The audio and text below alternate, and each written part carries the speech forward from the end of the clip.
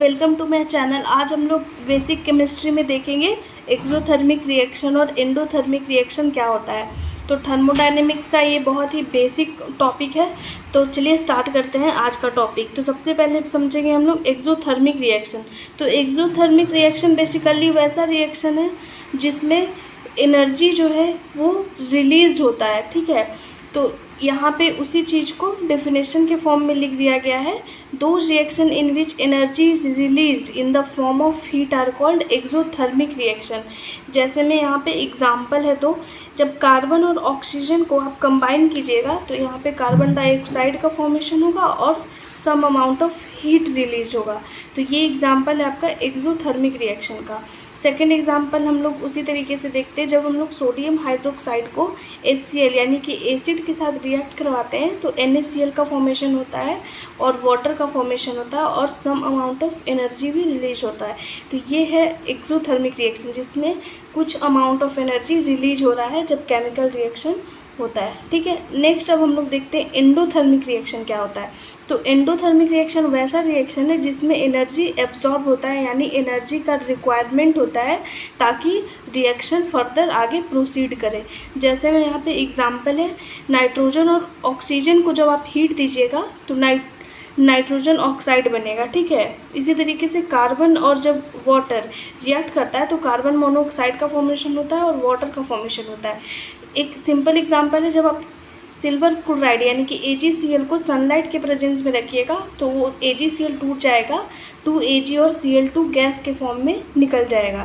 तो यहाँ पे क्या है, हीट इसमें एब्जॉर्ब हो रहा है और जब हीट एब्जॉर्ब हो रहा है तो कुछ रिएक्शन अकर हो रहा है। इसी तरीके से यहाँ पे हम लोग कुछ एक्सोथर्मिक और एंडोथर्मिक के बीच का डिफरेंस देखते हैं। तो एक्सोथर्मिक और एंडोथर्मिक को समझने के लिए एक बेसिक एग्जांपल से भी आप समझ सकते हैं। जैसे कि एक्सोथर्मिक में क्या हो रहा था, हीट जो हो रहा था वो रिलीज हो रहा था। तो एक बेसिक एग्जांपल से हम लोग समझते हैं एक्सोथर्मिक और एंडोथर्मिक रिएक्शन को। जब हम लोग गैस से लिक्विड में कन्वर्ट करते हैं, यानी कि जब गैस कोई वेपर है, जैसे वाटर वेपर का एग्जांपल लेते हैं। वाटर वेपर को जब आप लिक्विड में कन्वर्ट करेंगे तो उससे क्या होता है, एनर्जी रिलीज होता है और फिर वो लिक्विड में चेंज हो जाता है। तो यहाँ पे एनर्जी रिलीज हो गया, तो ये किस चीज़ का एग्जांपल होगा, एनर्जी रिलीज एग्जांपल होगा एक्सोथर्मिक का। लेकिन सेम केस में अगर कोई बर्फ़ है वो मेल्ट होता है, तो बर्फ़ को मेल्ट होने के लिए क्या चाहिए, कुछ हीट चाहिए, सम अमाउंट ऑफ हीट चाहिए, तभी वो बर्फ़ मेल्ट होगा। तो ये इसमें एनर्जी क्या हो रहा है, एब्जॉर्ब हो रहा है। तो जिसमें एनर्जी एब्जॉर्ब होगा वो एंडोथर्मिक होगा और जिसमें एनर्जी रिलीज होगा वो एक्सोथर्मिक होगा। तो यहाँ पे आप लिख सकते हैं कि जब यहाँ पे गैस से कोई चीज़ लिक्विड में बदल रहा है, ठीक है, लिक्विड में, तो ये आपका होगा एक्सोथर्मिक। और एंडोथर्मिक में क्या होगा, जब आपका सॉलिड जो है वो मेल्ट होता है, सॉलिड यहाँ पे जब मेल्ट होगा, बर्फ़ अगर मेल्ट होगा लिक्विड में तो यहाँ पे एंडोथर्मिक रिएक्शन होगा, ठीक है। तो यहाँ पे सम अमाउंट ऑफ हीट चाहिए, इसलिए जो डेल्टा H होता है यहाँ पे पॉजिटिव होता है और यहाँ पे सम अमाउंट ऑफ हीट निकल रहा है, इसलिए डेल्टा H जो होता है यहाँ पे नेगेटिव होता है। एक्सोथर्मिक में जो रिएक्शन होता है वो मोर स्टेबल होता है, एंडोथर्मिक का जो रिएक्शन होता है वो लेस स्टेबल होता है। यहाँ पे लिखा गया है कि sum of enthalpies of product is less than sum of enthalpies of reactant, यानी कि जो प्रोडक्ट का इंथैल्पी है, यहाँ पे P प्रोडक्ट को शो कर रहा है और R रिएक्टेंट को।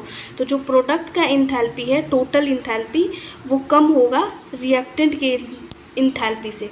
तो इसी चीज़ को यहाँ पे लिखा गया है। अगर आप एंडोथर्मिक के केस में बात कीजिए, जहाँ पे हीट जो है एब्जॉर्ब हो रहा है, वहाँ पे क्या होता है, प्रोडक्ट का जो इंथैल्पी होता है वो ज़्यादा होता है रिएक्टेंट के इंथैल्पी के कंपेयर में। तो ये था आपका एक्सोथर्मिक और एंडोथर्मिक रिएक्शन में डिफरेंस। तो होप सो आपको ये छोटा सा टॉपिक समझ में आ गया होगा। अगर आपको ये वीडियो अच्छा लगता है तो ज़्यादा से ज़्यादा लाइक कीजिए, शेयर कीजिए, सब्सक्राइब कीजिए। Thank you so much.